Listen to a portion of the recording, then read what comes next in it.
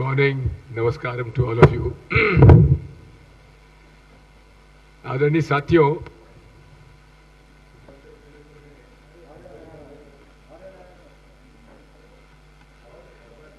सबसे पहले तो मैं माफ करिए, थोड़ा गला खराब हो रहा है। तेलंगाना के सभी लोगों को और प्रदेश कांग्रेस कमेटी को बहुत धन्यवाद दूंगा, जिन्होंने हमारी भारत जोड़ो यात्रा को सफल बनाया, शामिल हुए, व्यवस्था की और भारी मात्रा में लोग शामिल हुए। सुबह 6 बजे से लेकर शाम तक हजारों लोग साथ चलते थे। देश में जो अमीर और गरीब की खाई बढ़ती जा रही है, जो मोदी जी की इकोनॉमिक पॉलिसीज हैं, यदि आप नोटबंदी से लेकर कोविड तक देख लें तो मध्यम और निम्न वर्ग के परिवारों की आमदनी कम हुई है और कुछ बड़े लोग उनकी संपत्ति उस कोविड के समय में भी बढ़ती रही। उनमें से कुछ ऐसे भी लोग हैं जो कि विश्व के अमीरों की सूची में काफी नीचे आते थे, लेकिन मोदी जी की नीतियां और उनके समर्थन से वे आज दूसरे या तीसरे नंबर पर पहुंच गए हैं। भारतीय संविधान में भी इसका प्रावधान है कि शासन की नीतियां ऐसी बननी चाहिए जिससे अमीर और गरीब की खाई कम होती जाए, गरीबों का हित बढ़ता जाए, उनकी अर्थव्यवस्था, आर्थिक हालत सुधरे। ये हमारा प्रयास होना चाहिए।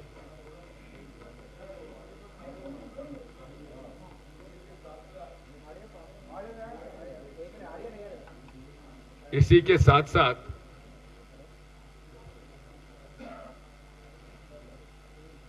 इतने बड़े तादाद में बेरोजगारी कभी नहीं बढ़ी जितनी भाजपा की सरकार में बढ़ी है। इतनी महंगाई कभी नहीं बढ़ी जो भाजपा के राज में बढ़ी है। लोग त्रस्त हैं, साथ में निर्दोष लोगों को गलत फंसाया जा रहा है। ईडी, आईटी, सीबीआई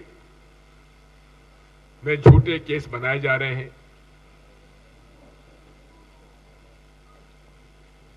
निर्दोष लोगों को कई सालों तक जेल में बिना चार्जशीट दिए बंद रखा गया है, जमानत नहीं होने दे रहे हैं।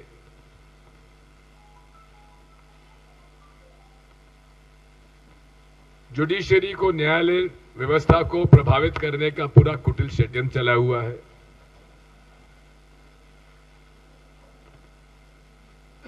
धार्मिक उन्माद फैलाकर नफरत का बीज बोया जा रहा है। इन सब बातों को लेकर कांग्रेस पार्टी ने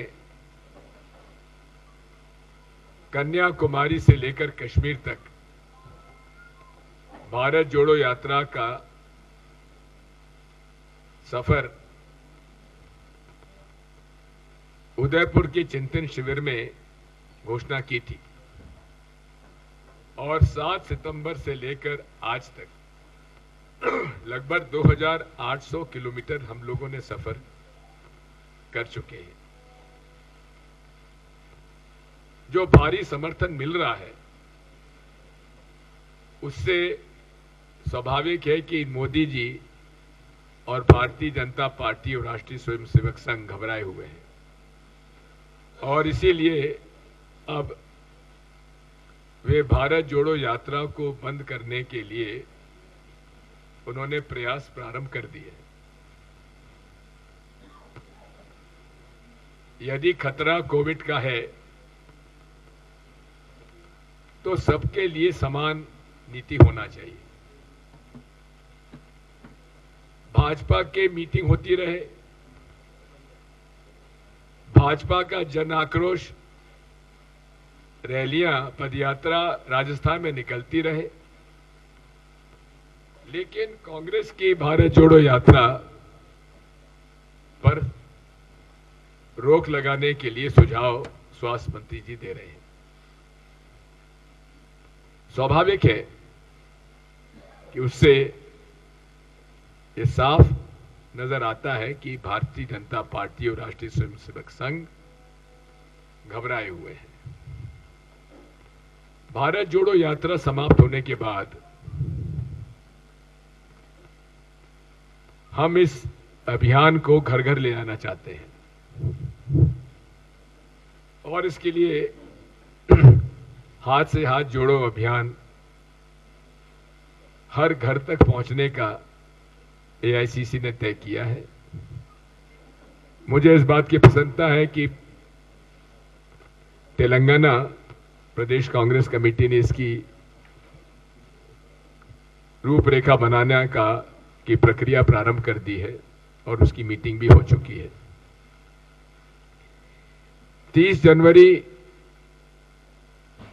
2023 तक भारत जोड़ो यात्रा श्रीनगर तक पहुंचने की हमारी योजना है और हमें विश्वास है कि हम लोग अपने लक्ष्य को पूरा करेंगे।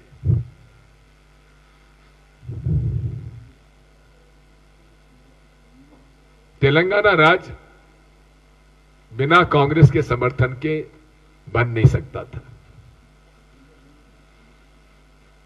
तेलंगाना राज्य को बनाने का यदि श्रेय किसी को जाता है तो कांग्रेस पार्टी को जाता है कि जिन्होंने कि 2004 के चुनाव में वादा किया था और वो 2013-14 में पूरा किया। केसीआर साहब कितना ही कहें, लेकिन टीआरएस के उस समय कितने, 2 लोकसभा में कितने, 2 संसद सदस्य थे। क्या 2 लोगों से तेलंगाना का राज्य का गठन हो सकता था? नहीं हो सकता था। केसीआर साहब ने बहुत वादे किए थे। क्या क्या वादे किए थे उसका एक अपना इतिहास है। लेकिन तेलंगाना राज्य गठन के बाद उन्होंने कांग्रेस के खिलाफ अपना अभियान चलाया।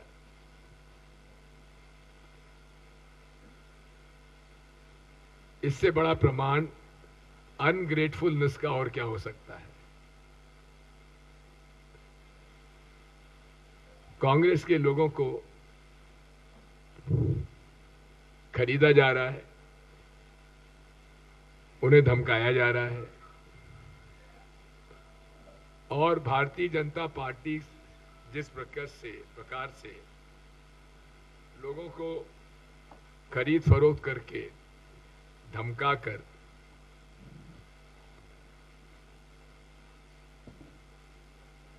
शामिल कर रही है, उसी प्रकार से केसीआर साहब भी तेलंगाना में कर रहे हैं।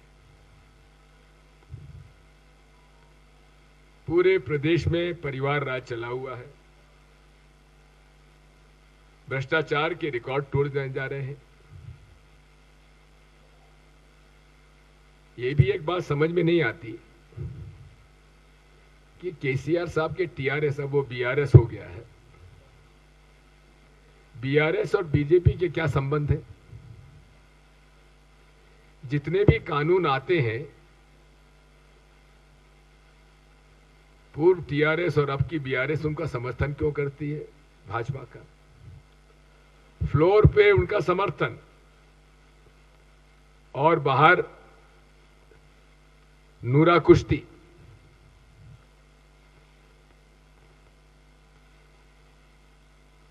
ये सब बातें जनता के सामने आनी चाहिए।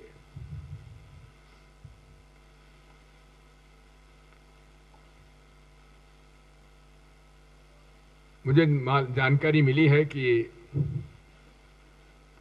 ओवैसी साहब की बिटिया की कल शादी थी, निकाह था, उनको मैं मुबारकबाद देता हूं। लेकिन उनसे ये भी गुजारिश करता हूं कि आप देश में जिस तरह से भारतीय जनता पार्टी अल्पसंख्यक समुदाय को परेशान कर रही है, झूठे आरोप में बंद किए जा रहे हैं, मकान तोड़े जा रहे हैं, बुलडोजर चलाए जा रहे हैं, उनके मकानों पर लिंचिंग की जा रही है, उन पर आप चुप रहते हैं और भाजपा को जिताने के लिए आप उन सीटों पे चुनाव लड़वाते हैं जहां की आपका कोई अस्तित्व नहीं है, केवल भारतीय जनता पार्टी को जिताने के लिए। ये मत करिए। तेलंगाना में राजशेखर रेड्डी जी ने अल्पसंख्यक समुदाय को 4% आरक्षण दिया था, जिससे भारी लाभ हुआ था। युवकों को नौकरी मिली, प्रोफेशनल कॉलेजेस में प्रवेश मिले। उसको 4% से घटाकर 3% कर दिया गया, जबकि 2014 में इन्होंने वादा किया था इलेक्शन मैनिफेस्टो में कि हम 12% करेंगे। आज तक ओवैसी साहब इस पर मौन क्यों हैं? क्यों नहीं इस बारे में बात करते? क्यों केसीआर साहब की आप वो मदद करते हैं जब वो वादे आपके नहीं निभा रहे हैं? क्योंकि उनको भी अपनी दुकान चलानी है। कांग्रेस वो पार्टी है जिसने कभी ना भाजपा से समझौता किया है, ना कभी धार्मिक उन्माद फैलाने वाले संगठनों से कभी समझौता किया है। हम लोग गांधीवादी विचारधारा के लोग हैं। प्रेम सद्भाव के साथ इस भारत के संस्कार और संस्कृति का पालन करते हुए पूरे विश्व को एक परिवार मानते हैं, और उसी के लिए हम लोगों ने भारत जोड़ो यात्रा प्रारंभ की है। साथियों, राजनीति में महत्वाकांक्षाएं होना स्वाभाविक है और हर व्यक्ति की महत्वाकांक्षाएं होती है, लेकिन पार्टी का अनुशासन सर्वोपरि होता है। मैं सभी कांग्रेस जनों को और विशेषकर बड़े जितने सीनियर लीडर्स हैं कांग्रेस पार्टी के, उनसे हाथ जोड़कर यही प्रार्थना करूंगा कि वे जो भी बात करना है पार्टी के अंदर करें, पार्टी की लीडरशिप से करें, लेकिन आरोप प्रत्यारोप लगाने की आवश्यकता नहीं है।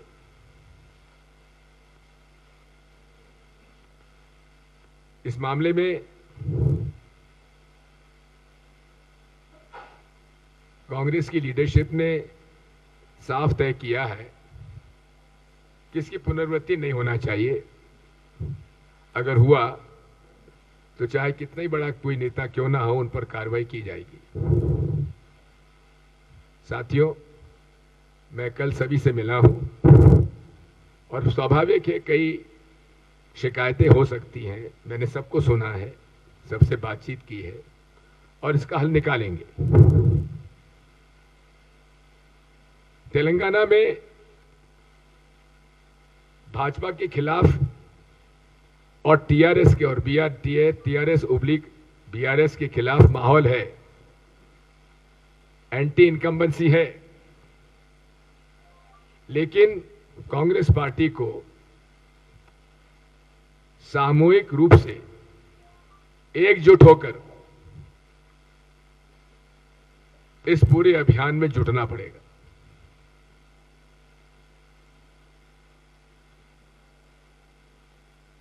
एकता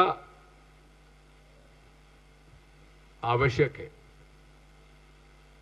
और एकता के माध्यम से ही हम लोग इन भ्रष्ट और इन सत्ता लोलुप्त पार्टियों को हरा सकते हैं। कई बार पत्रकार मुझसे कहते थे कि विपक्ष ठंडा क्यों पड़ा है, कांग्रेस सड़कों पर क्यों ना है।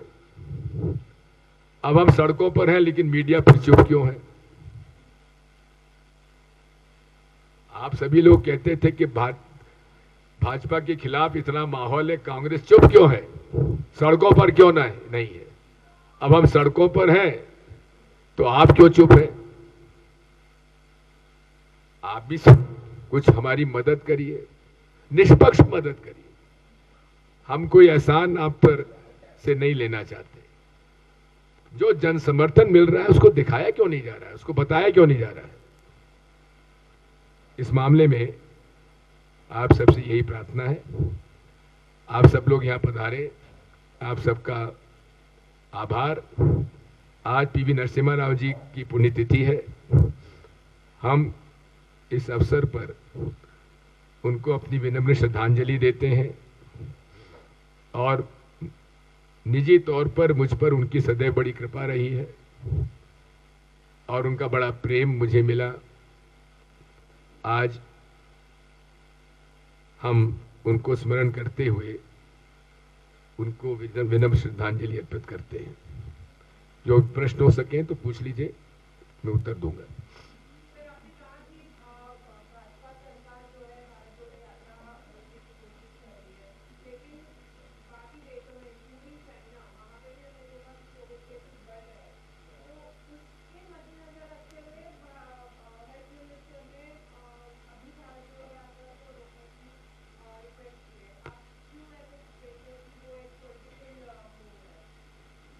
यदि ऐसा है तो उन्हें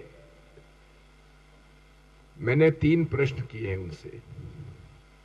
पहला एक है, क्या उन्होंने भारत सरकार ने मेडिकल इमरजेंसी डिक्लेयर की है, नंबर 1।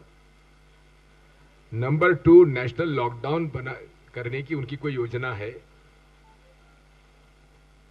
पहली बार कल प्रधानमंत्री जी ने कोविड के नए जो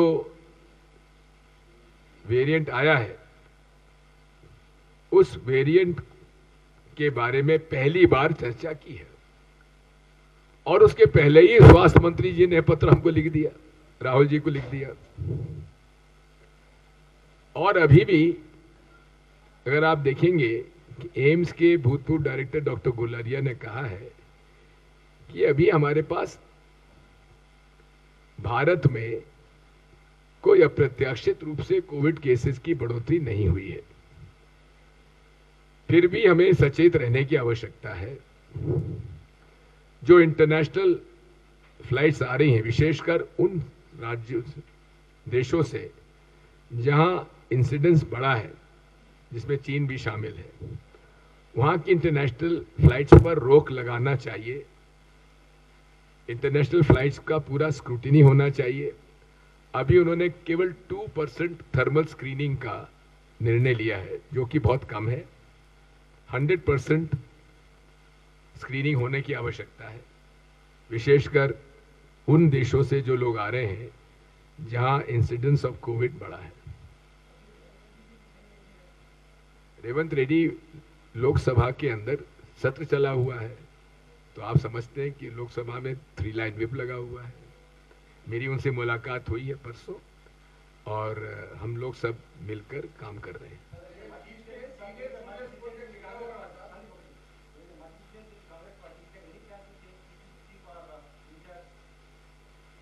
Well, that is not my brief.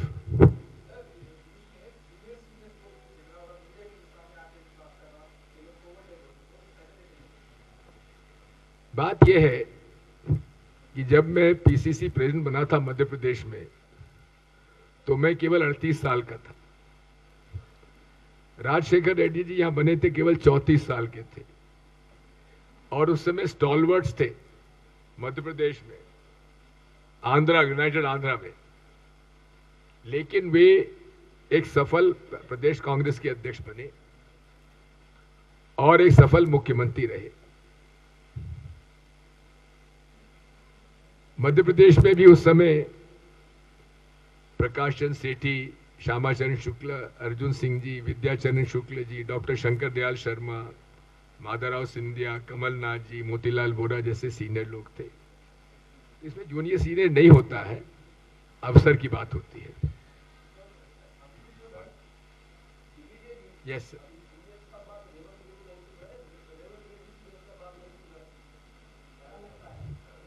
दोनों एक दूसरे की बात सुन रहे हैं, इसीलिए मैं यहां पर हूं, इसीलिए तो मैं आया हूं। Thank you. All settled, no problem, thank you.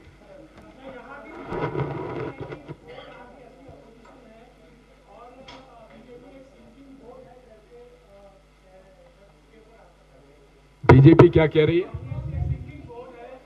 Yes yes, that is why we defeated him, BJP in Himachal Pradesh, which have got 98% Hindus.